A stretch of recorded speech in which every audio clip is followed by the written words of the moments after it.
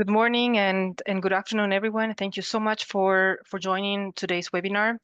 Today's webinar is about TAP, the Transformative Actions Program. And this year, actually, we're marking 10 years supporting sustainable projects development. Welcome again. My name is Natalia Salazar. I'm the head of Innovative Finance at ICLEI at the World Secretariat. And I'm very happy to be here to welcome you all and introducing, of course, our agenda today and our session. So before we start, we would like to know who's there. I mean, who are you? So first of all, you can scan the code.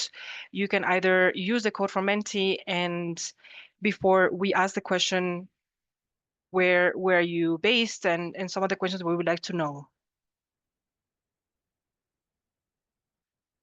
So the first question, where are you joining us from today?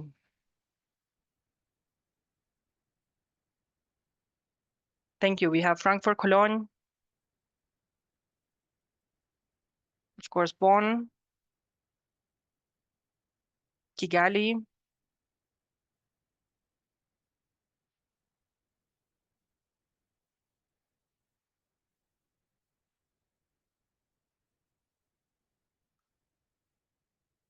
Welcome from Brazil as well.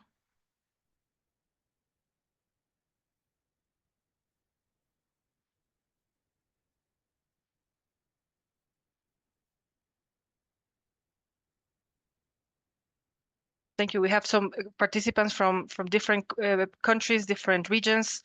Thank you. Thank you for joining again. So which type of organization are you part of? Local government, indigenous organization, civil society and NGO? We would really like to know who do you represent? Otherwise, let us know in the chat. Just a brief reminder for those that are just joining, you can join at menti.com, use the codes, and start answering those, the question that you're now seeing on the screen, or using the code on your right side of the screen.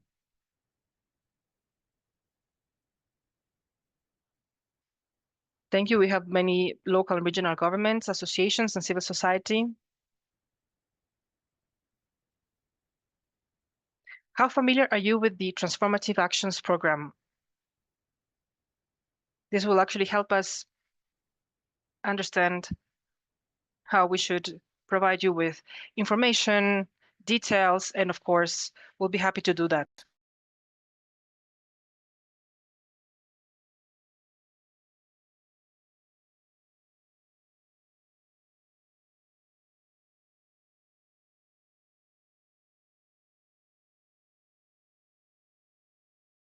So for those who have never heard about the program, no worries.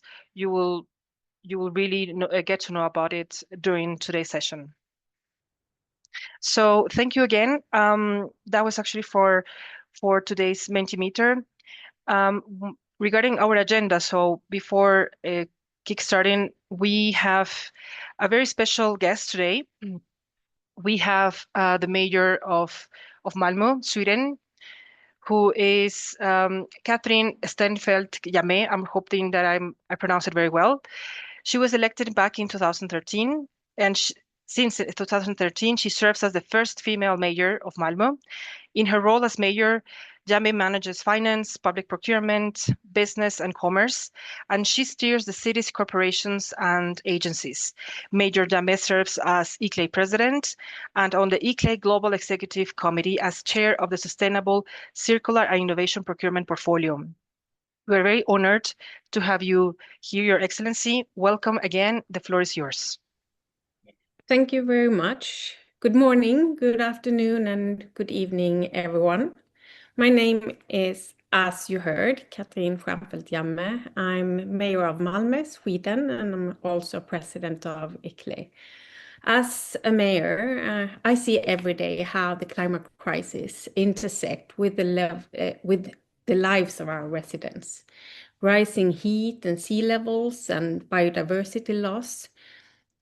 It's not distant threats for us. They are already reshaping the way we live, the way we work, move, and interact. And this matters deeply because climate action happens locally. It is in our cities, towns, and regions where policies become real, where people feel the presence or the absence, in worst case, of meaningful action. When we invest in green jobs, we boost local economies. When we redesign our cities to be more livable, we improve public health and well-being. And when we put citizens at the very heart of our cities and our activities, when we redesign our cities to be more livable, we improve public health and well-being. And when we put citizens at the heart of what we do, we craft solutions that are transformative and sustainable, not just for today, but also for generations to come. This is why the work of ICLEI is so critical, supporting local and regional governments, making climate action possible and scalable. And this is also why ICLEI-led Transformative Action Programs, or TAP, is so important. It is a true pleasure to welcome all of you today as we mark the 10th anniversary of TAP, one of ICLEI's flagship initiatives. TAP embodies what we stand for: transformation that is locally rooted, globally connected, and investment-oriented. Today's webinar is not only a moment for celebration, but also a moment for reflection, recognition, and renewed ambition. In the past decade, TAP has grown from a bold idea to a proven platform, one that helps local and regional governments turn their climate and sustainability visions into bankable, impactful projects. Through technical support, tailored guidance, and access to global networks, TAP has helped bridge the critical gap between local ambition and international finance. Today, we proudly celebrate a growing portfolio of 90 sustainable development projects, representing over 1.6 billion euros in investment potential. But these are more than numbers. Behind each project is a local government striving for a better future through a cleaner bus fleet, a greener district, or a safer coastline. But let's be clear, the scale of the challenge ahead demands much more of all of us. Financing to local and regional governments must dramatically increase now, not someday, not in the next funding cycle, but now. Local and regional governments are on the front lines of climate action, yet they receive only a small fraction of available climate finance, and that must change. National governments, development banks, climate funds, and private investors must recognize that investing locally means impacting globally. And platforms like TAP are a key part of the solution. TAP does not just support individual projects. It helps cities and regions originate, shape, structure, and advance pipelines of high-impact, sustainable projects. It strengthens the institutional foundations needed for long-term climate-smart development.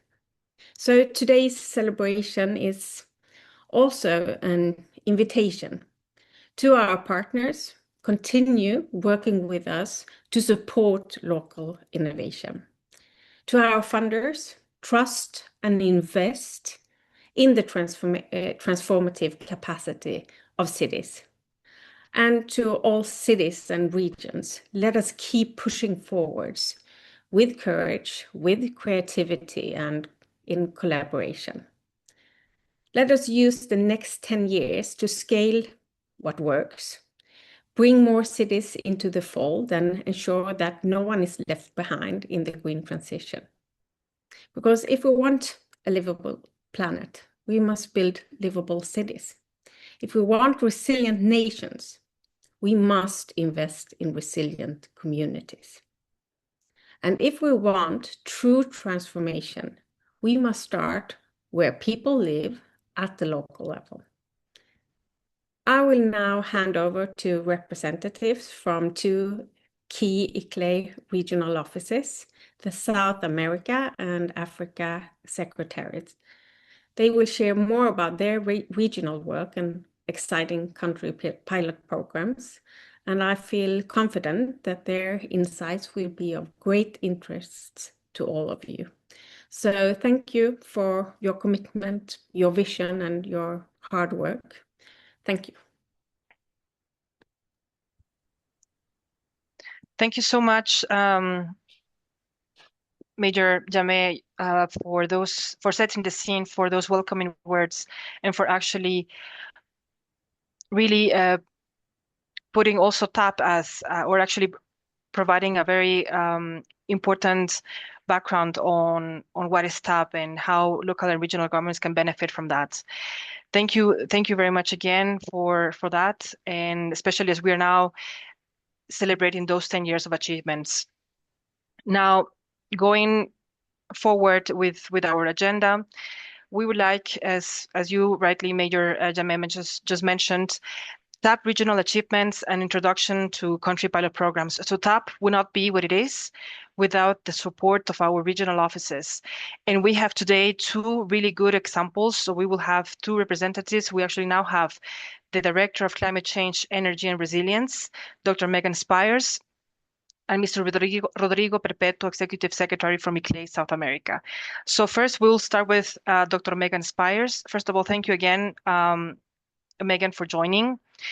Dr. Megan leads the Climate Change, Energy and Resilience workstream at ICLEI Africa, where a diverse team works with African city stakeholders to build resilience, enable low-emission development, and improve access to finance and energy.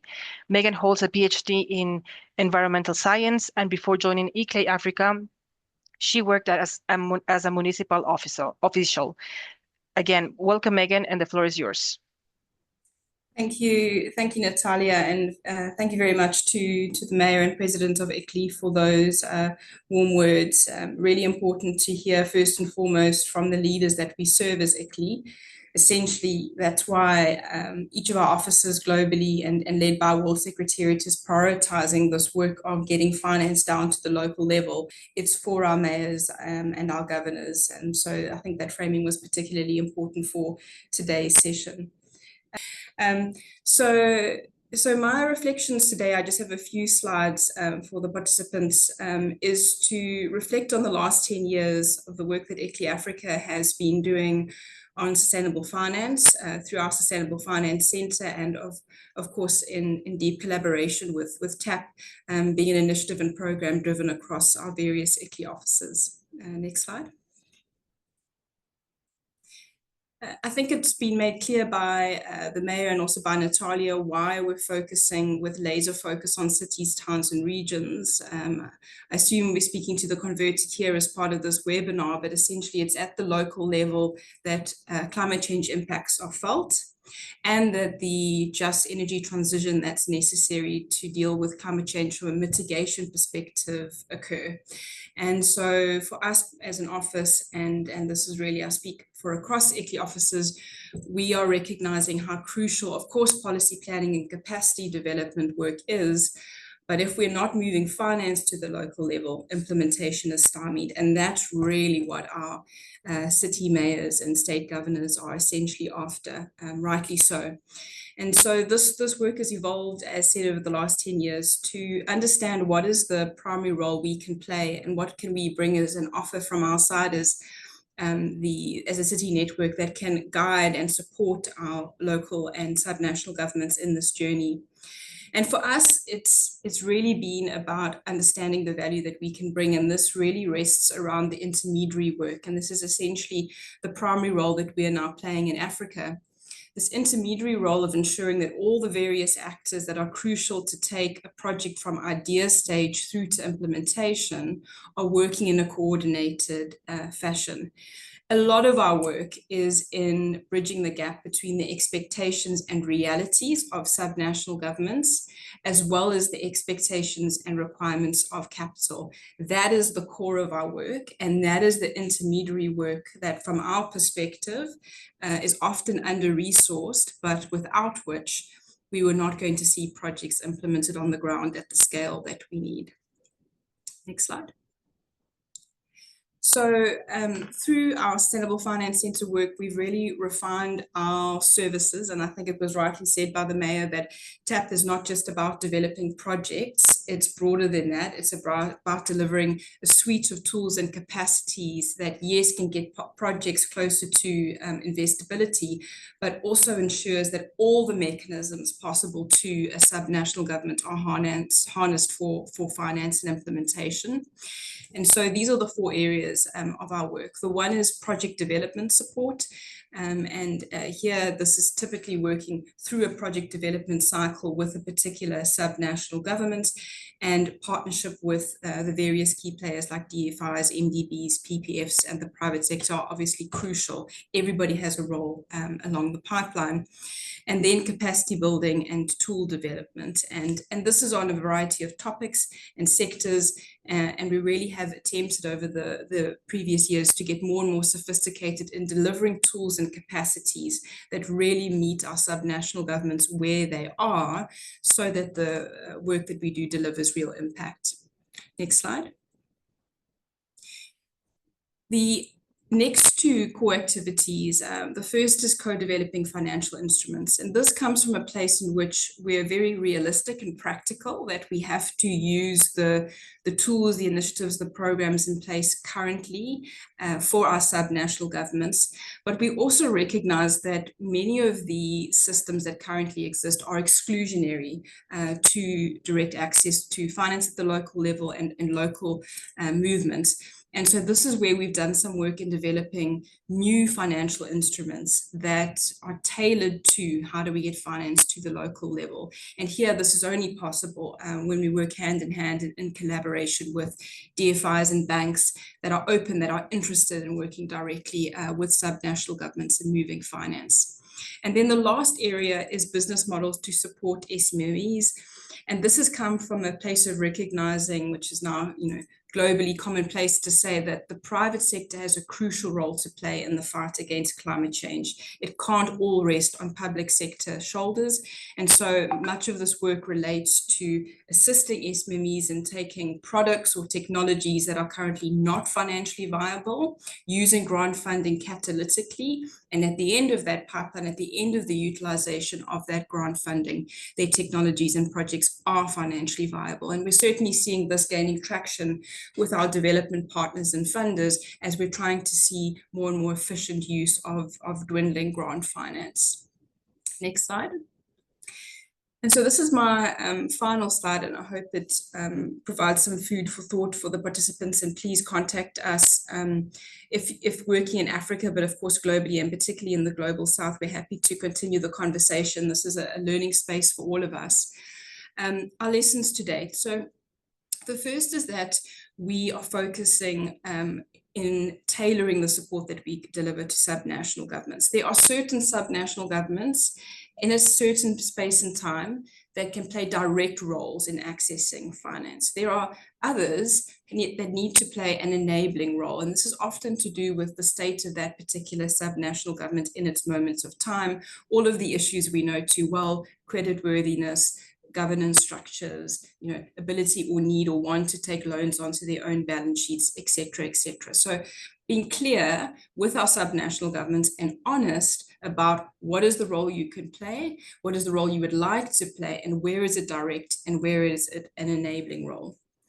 The second is broadening and diversifying the toolbox. So this isn't just about only focusing on individual projects and getting them to finance, but it's also about looking at what are the domestic resources available in a particular country, how is the subnational government utilizing its own existing budget and grant funding that often comes from its national government to make sure that it's tailored towards achieving its climate change and sustainability goals. Most of the projects we receive in Africa that are submitted to TAP or submitted to ICLEI Africa through other mechanisms are at the idea or concept note stage. And for those of us working in the finance space, we know this is when projects are at their highest risk. And this is what's much spoken about, the need for more funding and attention on the pre-feasibility or early stage work on projects. We also find that most of the projects we receive, we could almost fall within 3 different buckets. This is most, not all, of course. They're either needing grant funding to be implemented, so there isn't an investment case made from the get-go, or they need grant funding or technical assistance to move the project from an idea or concept note stage through to feasibility, or to a point in which a DFI or bank would pick it up and move it into its project preparation facility or directly implement. And then the last is where grant funding is necessary to unlock finance. And this falls into that 4th bucket of work I mentioned, in terms of particularly working with the private sector to move technologies into a financially viable state where there's a willing market. We know, of course, that, as already mentioned, grant funding is limited and dwindling. And so our focus has been on, for projects that legitimately must be implemented from an impact perspective. You know, they're saving this many lives. They are, incurring this huge economic benefit to a community, and also tackling climate change. Maximizing that impact and utilizing that grant funding is essential. And then on the other hand, where we can start having conversations as early as possible with submitters of projects around looking for the business case and financial viability, and making that case from as early as possible and building that into the project, is really crucial for us to be able to move forward. And here we've done this in Cameroon, for instance, working with FACOM, which is the national government body that channels funding directly down to the local level, in helping them develop a multi-criteria analysis tool that will allow them to assess projects based on these 2 factors, impact and then also financial viability.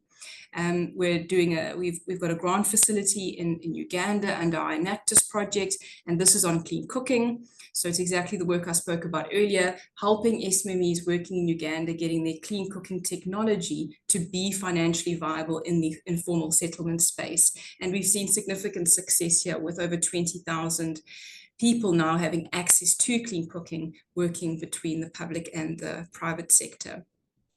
Another key lesson for us, and this was mentioned by Natalia, is taking a country by country, sector by sector approach. We recognize that no size fits all, and we really need to understand each country, in our case in Africa, in terms of what is and isn't possible in the subnational finance space. And this means we can have much more realistic conversations around what is the ownership model of a particular project, what is the regulatory environment in that country, and how do we pull the various levers that are operating them for success.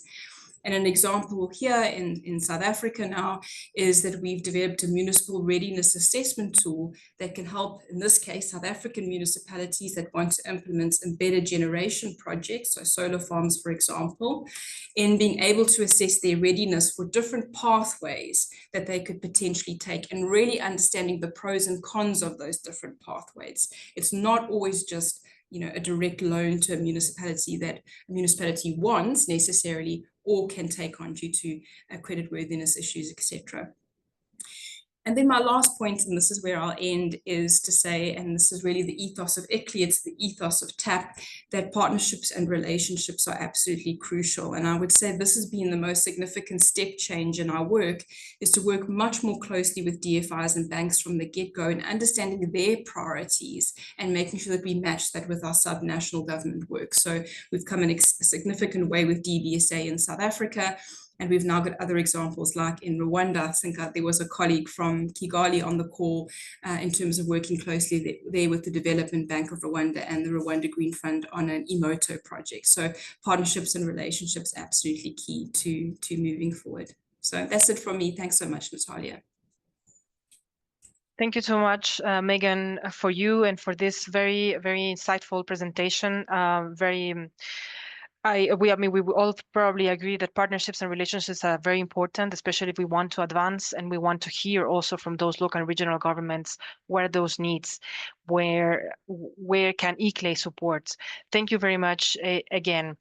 Now, I would like to welcome Mr. Rodrigo Perpetuo.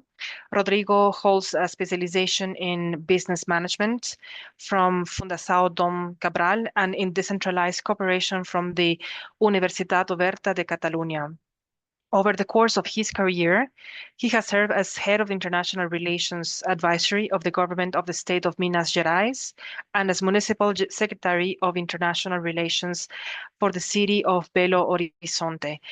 Welcome again, Rodrigo. Rodrigo is Executive Secretary of the ICLEI South America. The floor is yours.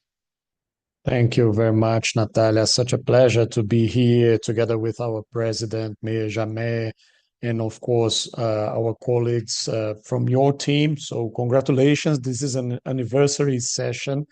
Thank you for all your good work and support, especially on the TAP platform.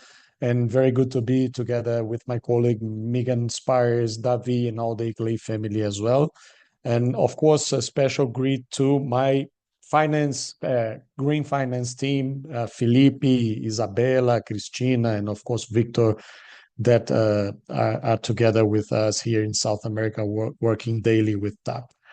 I have a few slides as well. I probably one of the few that has been there in COP21 back there in 2015 when TAP started by them working for the state government of Minas Gerais, and since 2016 with the ICLEI family here leading the work in ICLEI South America. Then we have, of course, you can see this is a very interesting evolving program that can have some specific adaptations and perspectives in different regions as well, besides being a global program of ours.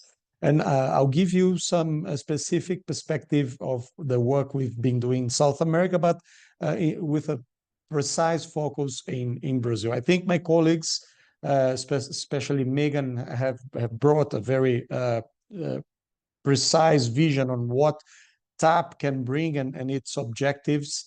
But you can see that somehow we can follow the same pathways to connect the projects with the development banks or funders, trying also to bring the private sector into the perspective of funding projects in the local scale, but also trying to guide the projects through mentorships, technical assistance, and also advising the local governments in order for them to find the right funder for the specific project they are presenting to TAP. The next slide, please. So what we're doing in Brazil have brought, in South America and in Brazil, have brought several projects from different countries in our regions. You can see the numbers. They are significant. We have 28 projects throughout South America. If we zoom Brazil, you will find 16 projects, and 3 of them have already accessed their contracts for funding, which signifies 211 million euros. If you go to the next slide, you can see that we have also recent very good examples. This is the example of the city of Palmas, city capital of the state of Tocantins in the hedge of the Amazon and the central of Brazil.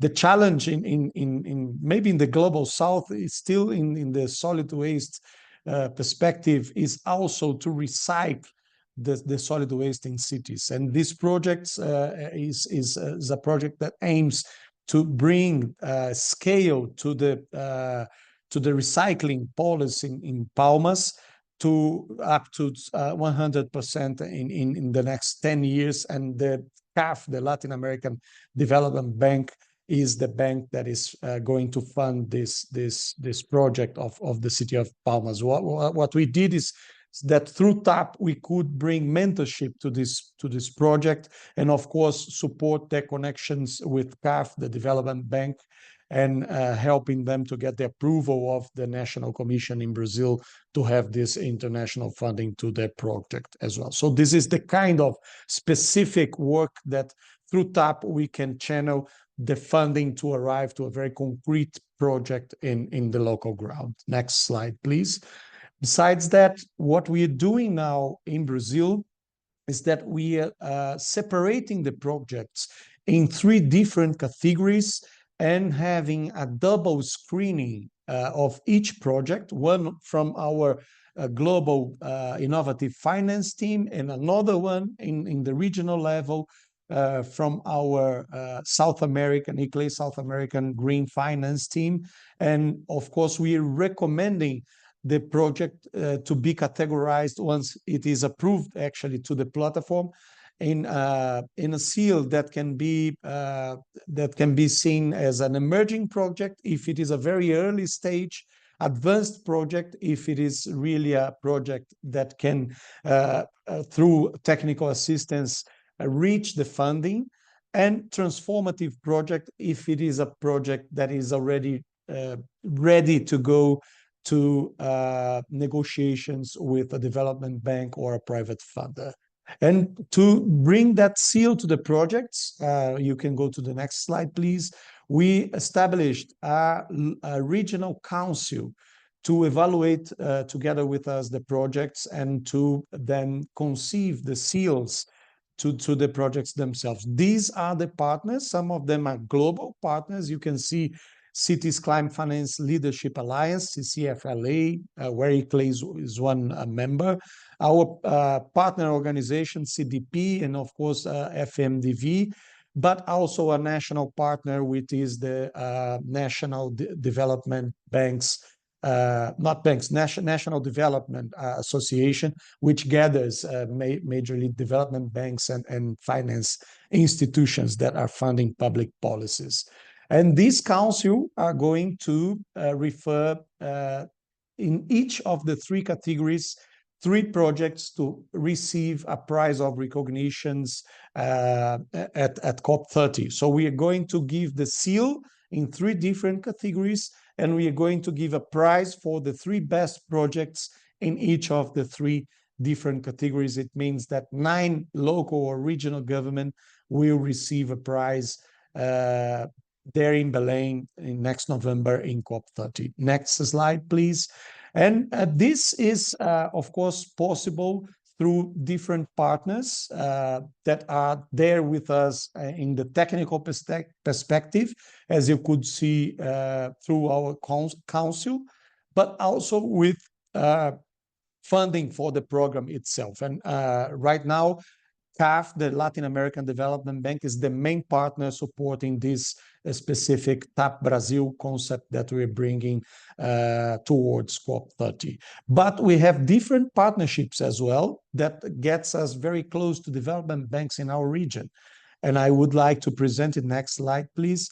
Our partnership with the IDB, the Inter-American Development Bank, that has partnered with us to bring mentorship to the cities that are part of the Amazon Cities Forum. So this is also a very strategic project which is driving us to COP30, but working specifically to bring capacities and to identify and bring good projects from the Amazon cities to a funding perspective. And also with Fomplata, next slide, please, which is also a development bank which is working in Latin America. We are bringing the projects to the ground. So this is a very interesting pilot project that we are working in the city of Abaetetuba, just next door to Belém, to show them how to bring solar energy to their public buildings. In this case, it is a school. And of course, this is a demonstrative project that can support different cities, specific in this case, the Amazon cities, to go faster in their energy transition perspective. We have also partnerships with sub-regional development banks, with the BRDE, which is the Extreme South Development Bank. We are now implementing climate compliance within a consortium in the state in the south of Brazil called Santa Catarina, within 17 cities, so that they can all be in climate compliance, but also with a pipeline of projects. As you can see, TAP can be a very powerful tool to drive the connections between the development banks, the funders, and the local and regional projects, but also to materialize how those local governments can implement the climate agenda. This is what COP30 is aiming to bring, really scale to the implementing the action agenda. And of course, we trust that TAP can be a really good channel, a good platform to support that scaling up process. Thank you very much. Thank you so much, Rodrigo, for that overview. We're very happy to also to look at, how TAP has been working in Brazil, but more broadly in South America. And definitely they're very good case examples.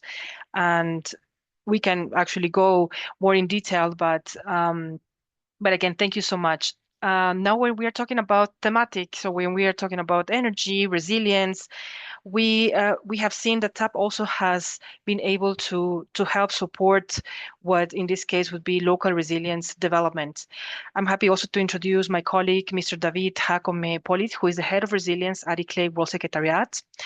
And David is the former Chief Resilience Officer and Metropolitan Director of Resilience in Quito, Ecuador. He works at the intersection of socioeconomic and spatial exclusion and the effects of extreme natural events, including the ones related to climate change. He aims to ensure access to essentials such as water, food, energy, transportation, and labor opportunities. Welcome, David, and thank you very much for joining today. Thank you very much, Natalia. Good morning, afternoon to everyone. And of course, I'm honored to share the floor with Mayor Jammeh, with the Innovative Finance team, and of course with Megan and Rodrigo, to whom I send a huge hug. And I would like to center my intervention or my words in a couple of things. I would like to give kind of like a global overview, nothing new, but also to touch upon the points that the points and the dots that we are striving to connect here from the World Secretariat.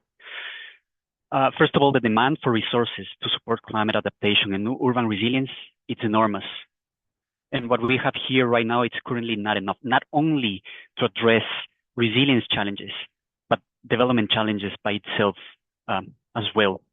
So the challenge when we bring these two ingredients is quite large. And on top of that, many local governments struggle to access funds because the technical, legal, and institutional requirements are too high.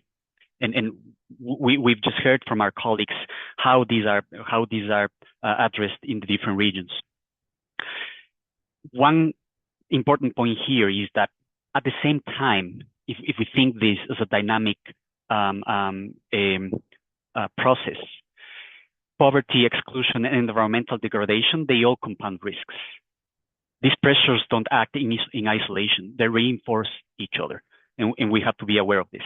Complexity science shows us that when challenges interact, their impacts multiply. Resilience requires us to address them together. And that's exactly what ICLEI's role stands for, closing these gaps.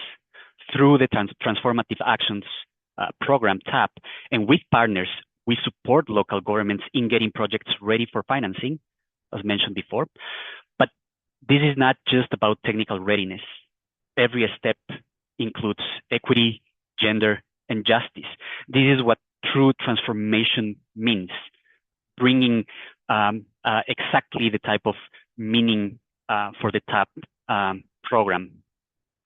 In practice, this means careful screening of proposals. We support our colleagues in this particular task, supporting cities to gather and interpret data.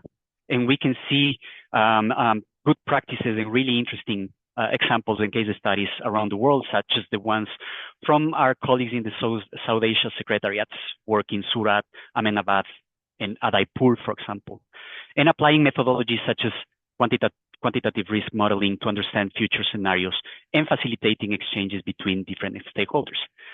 We connect the dots. In short, we work to reduce the information and capacity gap between cities and financiers.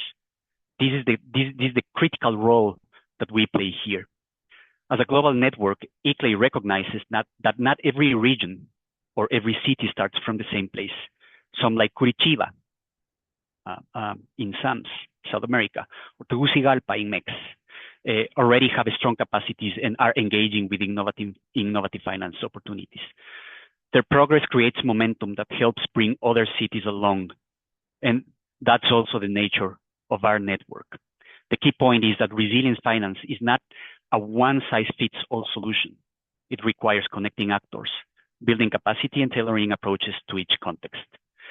By strengthening cities where they are and linking them through a network, we help make the system as a whole more resilient.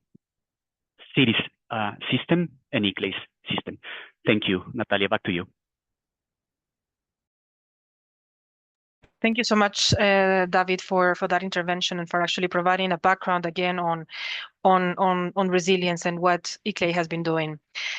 And moving forward, also with a case example, we want to hear also from our local and regional governments, as you, David, just now briefly stated. The city of Rosario is actually a very good example.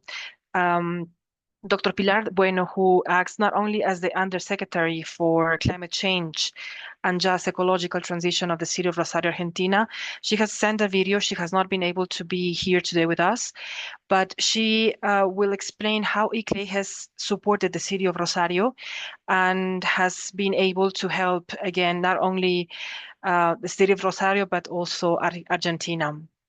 So Dr. Pilar Bueno, just to continue with who she is. She also is a climate adaptation negotiator for Argentina. She's the former secretary of climate change in the country and current academic coordinator of the diploma in political management of climate change in Latin America and the Caribbean at the National University of Rosario. So the video you will watch now, and it's about the intervention to celebrate TAP as well. Hi, my name is Pilar Bueno Rubial, and I am Undersecretary of Climate Change and Just Ecological Transition in the city of Rosario, Argentina. First of all, I would like to send the greetings from our mayor, Pablo Hapkin, of the city of Rosario in Argentina, on the occasion of the 10th anniversary of the TAP. We would also like to recognize the constant leading role of ICLEI in this program, as well as in the design and implementation of innovative and bankable climate projects and solutions. The project Rosario submitted to the TAP seeks the construction of a solid waste anaerobic digestion plant for the treatment of more than 80 tons of organic waste per day, reducing more than 42 tons of carbon dioxide emissions and generated more than 4,300 megawatts of renewable energy. It is also worth mentioning that the waste sector is responsible for almost 20% of the emissions in Rosario, as well as the fraction of organic waste represents 60% of the total solid waste in our city, explaining why the treatment of this fraction becomes even more strategic for Rosario. Our city has developed, with the participation of our governance, a local climate plan, prioritizing 62 measures, including both mitigation and adaptation to 2030, aligned with the Paris Agreement and national commitments. And these 62 measures include the development of this plant that the project is helping us to co-develop. Another key aspect I would like to emphasize from this project is that it integrates informal waste collectors into formal and green employment, promoting social inclusion and also gender equity and green job creation in the city of Rosario. The project was supported by GIZ, the European Investment Bank, as well as the GAP Fund, and it focused both in the development of the technical assessment of the plant as well as the business model.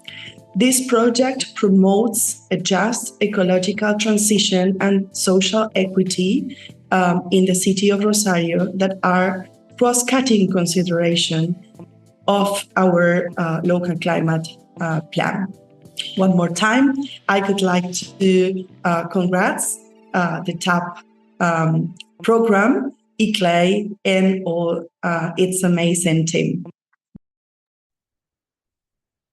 So through TAP, Rosario was able to pitch their sustainable projects directly to financiers and technical advisors and receive technical support from, as we heard already, from the City Climate Finance Gap Fund, which is implemented by the World Bank and the European Investment Bank in partnership with the German Development Agency. So we heard now the story of, or the case example of one of the cities or one of the local regional governments to whom we have served and worked with, and how TAP has actually supported and helped put actually the project into life. Now, I'd like to introduce the next part of our agenda, which is the TAP, the call for projects for this year. And for this, I'll have Mr. Jaume Marquez Colom, the senior officer of the Innovative Finance team. He specializes in innovative finance for sustainable urban development. He has a professional background in advocacy, project management, and climate change consulting in Southeast Asia. Welcome, Jaume. Thanks again, and a pleasure to be here, surrounded by so many great colleagues and our directors in South America and Africa, and as well as Mayor Jame. I would like to then perhaps focus the presentation on the call for projects itself and not so much on TAP, since we already heard a lot about the program.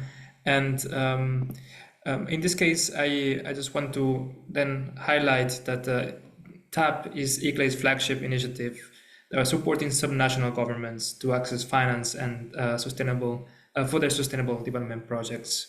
Although TAP does not provide direct financing, it supports the concepts with technical guidance and assistance and connects them to project preparation facilities and financiers. We're going to go more into what are the eligibility criteria and what are we looking for when we receive projects, but we are welcoming sustainable ideas and projects with a positive climate impact, and projects submitted by subnational governments or local partners with a strong support from the community and territory and the local government. And we are not limiting ourselves to a geographical space or size. So all types, we are agnostic in terms of the sector and size of the projects. I wanted to briefly touch upon our global partners that have been strongly supporting these efforts and with whom we are seeking collaboration opportunities to support subnational governments and the TAP projects. As per the portfolio, since its launch in 2015, TAP has received over 500 project proposals from subnational governments worldwide, and as of now, the TAP portfolio is, as rightfully Mayor Jame commented, is valued at 1.6 billion and includes more than 90 projects across all continents.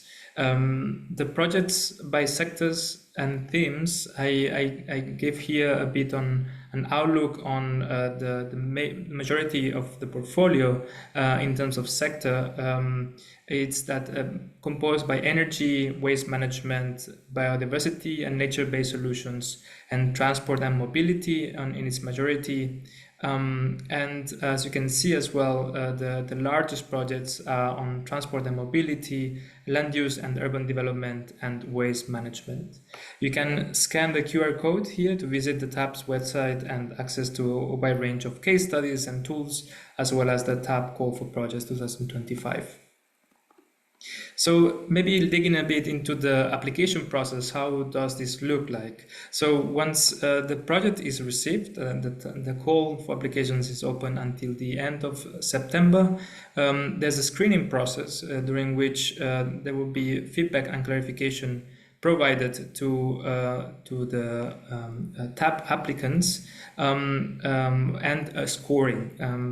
Once this scoring is completed, then is shared back to the subnational governments, and those that have a high scoring and have high transformative impact, they are welcome then to the TAP portfolio. Then those projects can access these services to facilitate access to project preparation facilities such as the City Climate Finance Gap Fund, or to financiers that are then partnering with TAP.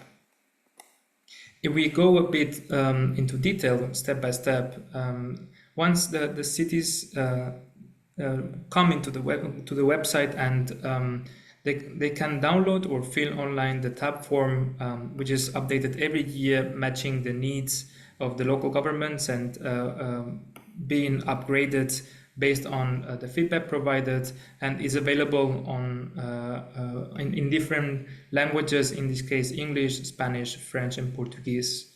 The current form is divided in three main parts: on the description of the project, the technical application and the financial plan, with questions related to the project background and the applicant background, the project description, what are the area and objectives of the project, what is the rationale, and what is the implementation plan, as well as a logical framework. This is a new feature of the TAP Call 2025, as well as the project cost and financing plan for the same project.